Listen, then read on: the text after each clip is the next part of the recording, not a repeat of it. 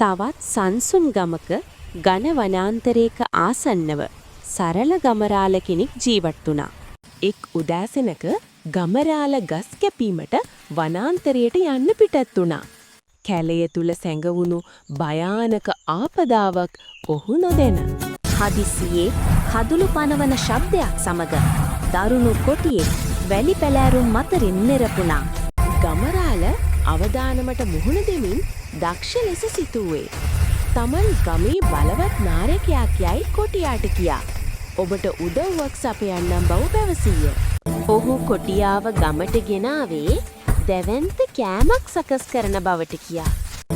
ඇත්තටම ඔහුගේ සැලැස්ම කොටියාව වැළඳීමයි. ගමේ ජනතාව සමග එක්වෙමින් ගමරාල වූව බියකර දර පළමින් බඳුන් පැනවමින් කොටියාව බියවද්දන්ට සමත් වුණා. එදා සිට කොටියා නැවත කවදාවත් මේ ගමට ආවේ නැහැ.